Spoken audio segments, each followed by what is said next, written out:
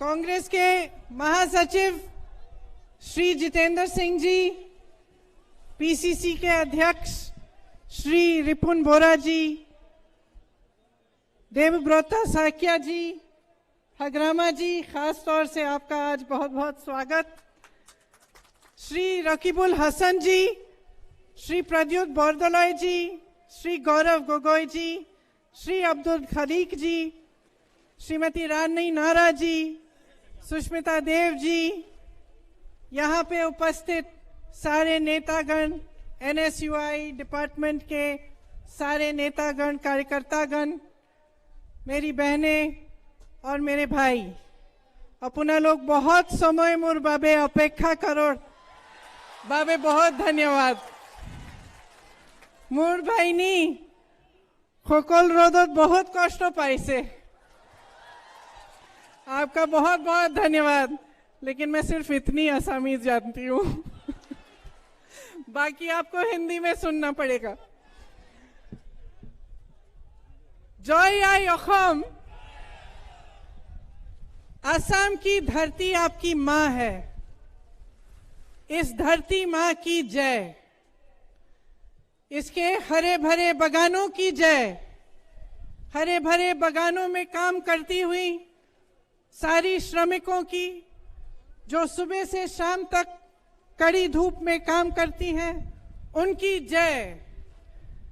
इस प्रदेश की नदियों की जय, यहाँ की जाति जनजाति की जय, यहाँ की बहुरंगी संस्कृति की जय, यहाँ की मिट्टी की जय, जिसने आपको अपनी पहचान दी। ये वो मिट्टी है जिसने आपको अपना अस्तित्व दिया। ये वो मिट्टी है जिसमें श्रीमंत शंकर देव जी जैसे महापुरुष पैदा हुए, जहां माधव देव जी जैसे महापुरुष पैदा हुए, अनजान फकीर जी पैदा हुए, लचित बोरफुकन जी पैदा हुए, जॉय मोती कौनबारी जी पैदा हुए, वीर चिलारे स्वर्गदेव छुकपा जी, गोपीनाथ बोरदोलोई जी और तमाम महापुरुष पैदा हुए, जिन्होंने आपकी धरती, आपकी संस्कृति, आपकी लोगों को एकजुट रखने के लिए अपना जीवन न्यौछावर किया। आज यहाँ खड़े हुए मैं उन सब महापुरुषों का नमन करती हूँ और आपको याद दिलाती हूँ कि ये उनकी धरती है और जो अस्तित्व आपका है, उस अस्तित्व के लिए उन्होंने जीवन भर लड़ा। यहाँ पे जब भाजपा के नेता आते हैं तो इन महापुरुषों के नाम नहीं लेते, उनको याद नहीं करते, क्योंकि भाजपा ने आज आपके अस्तित्व पर हमला किया है। असम के अस्तित्व पर वार कर रहे हैं। वे समझ नहीं पाए हैं कि आपकी इस मिट्टी ने आपको क्या दिया है और आप इस अस्तित्व पर कितना गर्व करते हैं। उन्होंने चुनाव से पहले कहा था कि का को लागू नहीं किया जाएगा, लेकिन आपने देखा कि उन्होंने का को इम्प्लीमेंट किया, उसे लागू किया। आपको याद होगा बहुत सालों पहले जब मेरे पिताजी राजीव गांधी जी ने असम का अकॉर्ड बनवाया था, उस समय हग्रामा जी भी मौजूद थे, तो सबसे बड़ी बात क्या की थी? उन्होंने कहा था कि आप अपनी संस्कृति को बचाकर रखेंगे और आप पर केंद्र से कोई डिक्टेट नहीं करेगा। भाजपा ने इन 5 सालों में इसका विपरीत किया है। उनकी क्रोनोलॉजी मैं आपको बताती हूं। चुनाव से पहले आपको कहा कि जाति, माती, भेटी की रक्षा करेंगे, का को लागू नहीं करेंगे। उन्होंने कहा कि असम अकॉर्ड का क्लॉज 6 लागू होगा। फिर आपके वोट मिले उन्हें, आपने उन पर भरोसा किया। वोट मिलने के बाद, चुनाव जीतने के बाद संसद में उन्होंने कहा पास किया। जब आपके पास दोबारा आएंगे तो शायद कुछ और कहेंगे, बड़े बड़े वादे करेंगे। आपने ये देखा है कि इन 5 सालों में जब जब आप पर संकट हुआ, आपने संघर्ष किया, तब यहाँ के प्रधानमंत्री आपके पास नहीं आए। देश के प्रधानमंत्री दिल्ली में ही रहे। लेकिन जैसे ही चुनाव घोषित हुआ, उससे पहले कुछ दिनों पहले ही बहुत सारे दौरे करने लगे। आपने लॉकडाउन में बहुत संकट सहा, बाढ़ भी आई, बाढ़ के समय भी बहुत आपत्ति आई। प्रधानमंत्री जी एक बार भी इधर नहीं आए, ना उन्होंने राष्ट्र आपदा घोषित किया। बाढ़ के लिए पैसा इकट्ठा किया, मगर ये पैसा आपको मिला नहीं। जब सीएए के खिलाफ आंदोलन हो रहा था, तब भी कोई यहां नहीं आया। जब टी ट्राइब संकट में थे, उस समय भी आपकी सुनवाई करने के लिए, आपकी समस्याओं को सुलझाने के लिए यहां कोई नहीं आया। लेकिन आप क्या उम्मीद रख सकते हैं?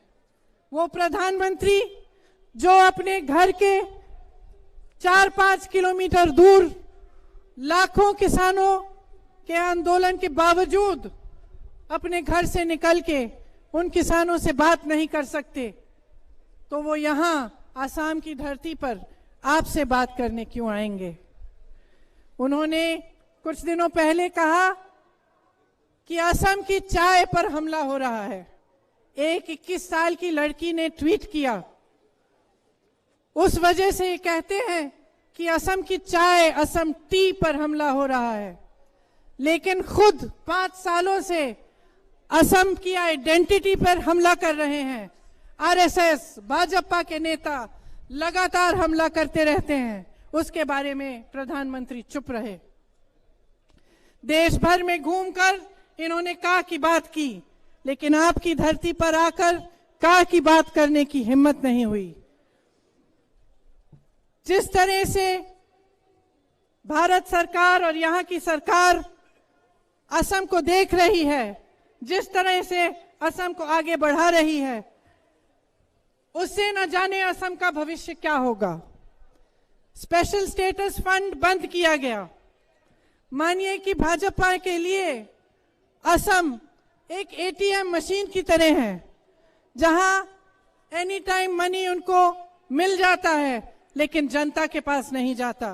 पेट्रोल डीजल पर 90 रुपए देते हैं असम के 70% टैक्स, लेकिन भारत सरकार की जेब में जाता है, आप तक ये पैसा नहीं पहुंचता।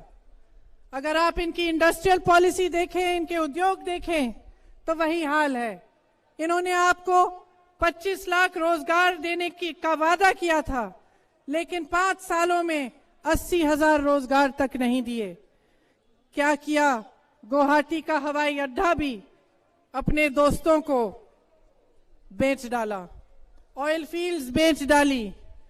इनके हम दो हमारे दो का नारा है, और इस नारे में जोया या कौम का नारा डूब रहा है। जितने भी बड़े बड़े उद्योग हैं, ऑयल फील्ड्स हैं, सब इनके बड़े उद्योगपतियों के मित्रों को बेच डाल रहे हैं। आपके हथकरघा यहाँ बहुत सुंदर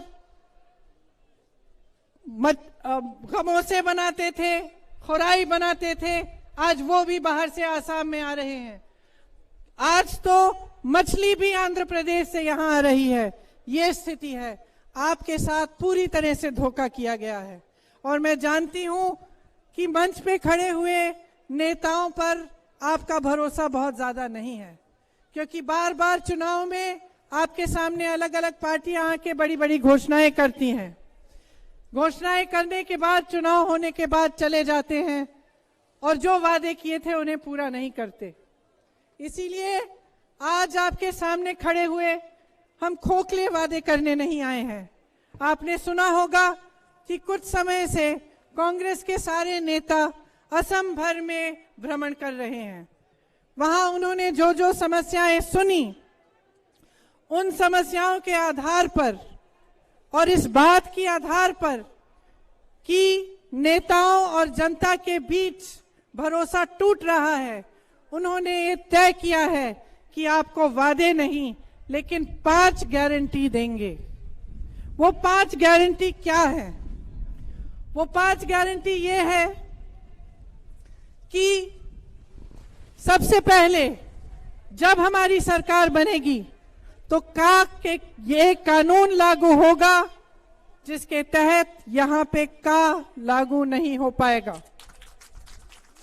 ये सबसे पहली है। दूसरा कि बिजली के 200 यूनिट आपको मुफ्त में मिलेंगे हर महीने। इसका मतलब है कि 1400 रुपए आपके बच जाएंगे बिजली के बिल से हर महीने। तीसरा गारंटी कि जो मेरी बहनें घर संभालती हैं, अपनी मेहनत से अपने पूरे परिवार की परवरिश करते हैं, बच्चों की परवरिश करते हैं और सबका देखभाल करती हैं, जिनको आज तक पूरी तरह से सम्मान नहीं मिला, उन बहनों को 2000 रुपए हर महीने गृहिणी सम्मान के तौर पर मिलेगा। चौथा गारंटी ये है कि देखने दीजिए कि चाय के बागान में गई थी मैं आज सुबह। चाय के बागान की महिलाओं से जब मैं मिली तो उन्होंने अपने हाथ दिखाए मुझे कि यहां से उनकी उंगलियां एकदम सख्त हो गई हैं। सुबह से शाम तक धूप में काम करती हैं, कोई सुविधा नहीं है और मात्र उनको 167 रुपए मिलते हैं। तो चौथी जो गारंटी है वो गारंटी खास उन महिलाओं के लिए है, उन श्रमिकों के लिए है जो चाय के बागान में काम करती हैं। और क्या गारंटी है ये? कि उनको 365 रुपए का वेतन मिलेगा। मुझे मालूम है कि आपको पहले भी इस तरह के वादे किए गए और मुझे मालूम है कि जिन्होंने कहा था कि 350 का वेतन मिलेगा, उन्होंने सिर्फ पिछले हफ्ते चुनाव से पहले 217 का वेतन आपको वादा किया है कि मिलेगा, लेकिन आज तक वो भी नहीं मिल रहा है। तो मैं जानती हूं कि आपकी उम्मीद कम है, लेकिन यहां खड़े हुए मैं कहना चाहती हूं कि जैसे ही हमारी सरकार आएगी, ये वादा नहीं आपको गारंटी होगा कि आपका वेतन 365 रुपए आपको हर रोज मिलेगा। पांचवा जो गारंटी है उसके तहत कांग्रेस पार्टी ये कह रही है कि जब हमारी सरकार बनेगी तो कम से कम 5 लाख सरकारी नौकरियां बनेंगी। अब ये गारंटी जो है सिर्फ ऐसे ही नहीं कहे हैं, एक पूरी टीम बैठी है, उन्होंने असम की अर्थव्यवस्था की हालत देखी है, ये सब आंकड़े पड़े हैं और एक पूरी योजना बनाई है जिसके तहत आप सबको ये गारंटी मिल रही है। तो जब हम कहते हैं कि चाय के बागान में आपको 365 का वेतन मिलेगा, इसका ये मतलब नहीं है कि जो चाय बागान चलाते हैं, जो कंपनियां हैं, उनका नुकसान होगा। इसका मतलब ये है कि जो कंपनियां देती हैं उसके अलावा सरकार आपको मदद करेगी ताकि आपके कुल मिलाकर 365 रुपए हो। तो आपने देखा है कि प्रदेश में क्या परिस्थितियां हैं। मैं दिल्ली से आई हूं, कल से घूम रही हूं और सबसे मिलकर, समस्याओं को सुनकर, यहां की बेहद बेरोजगारी को देखकर बहुत दुख होता है। यहां के बड़े बड़े नेता चार्टर प्लेन में घूमते हैं, आजकल चीनी और जापानी ग्रीन टी भी पीने लगे हैं। शायद असम टी, यहां की कड़क चाय पिलानी पड़ेगी और उन्हें याद दिलाना पड़ेगा कि उनकी जगह क्या है, कि जो नेता आपके सामने आकर वादे करता है उन वादों को निभाना उसका धर्म होता है। कोई भी नेता इस मंच पे खड़ा नहीं हो सकता अगर आपने नहीं खड़ा किया। कोई भी नेता सफल नहीं हो सकता अगर आपका समर्थन नहीं हो। इसीलिए यहां खड़े हुए मैं आपसे आग्रह करती हूं कि अपने अधिकारों को अच्छी तरह से समझिए। चुनाव आते हैं जाते हैं, लेकिन अपने अस्तित्व, अपने अधिकारों की लड़ाई हमेशा जारी होनी चाहिए। आपका जो सबसे बड़ा अधिकार है वो आपका वोट है, उसको भूलिए मत, सोच समझ के डालिए। आप इस चुनाव में असम के लिए लड़ रहे हैं, अपने भविष्य के लिए लड़ रहे हैं। किसी कांग्रेस पार्टी, भाजपा, कोई और पार्टी के लिए नहीं है ये चुनाव, ये असम के लिए चुनाव है। ये आपके बच्चों के भविष्य का चुनाव है। आप दिन रात मेहनत करते हैं, किस लिए मेहनत करते हैं? ताकि आपके बच्चों का भविष्य मजबूत बने, ताकि आप उनको बड़े होकर वो कुछ बने, उनको आप कुछ दे पाए। तो ये जो उम्मीदें रखते हैं आप सरकार से कि वो आपके लिए काम करे, कि वो बच्चों को रोजगार दिलवाए, शिक्षा दिलवाए, आपको चिकित्सा के लिए अस्पताल दिलवाए, आपको सही वेतन दिलवाए, ये आपके भविष्य की उम्मीदें हैं। इनको भूलिए मत। जिस दिन चुनाव होगा उस दिन भारी तादाद में महाजोट को जिताइए। आप देख रहे हैं कि पिछले दिनों में हग्रामा जी जैसे नेता भी हमसे जुड़ गए हैं। ये इसलिए जुड़ रहे हैं कि सबको समझ में आ गया है कि असम के अस्तित्व का चुनाव है। आपको कोई रिमोट कंट्रोल का सीएम नहीं चाहिए। आपको ऐसी स्थिति नहीं चाहिए कि आपको पता नहीं कि एक सीएम है, दो सीएम है, या अनेक सीएम है, या फिर रिमोट कंट्रोल से चल रहे हैं। आपको ऐसी स्थिति नहीं चाहिए कि स्टेट गेस्ट हाउस में बैठे हुए आपके सीएम चुनाव का प्रचार करा रहे हैं। आपको एक सीएम चाहिए, एक मजबूत नेता, एक मजबूत पार्टी जो असम के अस्तित्व को मजबूत करे, जो असम के लिए निरंतर काम करे और आपके भविष्य के लिए दिन रात काम करे। इसीलिए ये कहते हुए मैं आप सबको धन्यवाद देती हूं। मैं जानती हूं आपने बहुत बहुत इंतजार किया, थक भी गए होंगे, घर लौटना भी है। तो आप सबको मैं फिर से धन्यवाद देती हूं और आपसे आग्रह करती हूं कि आने वाले चुनाव में बहुत सोच समझ के महाजोट गठबंधन को, कांग्रेस पार्टी को विजयी बनाइए।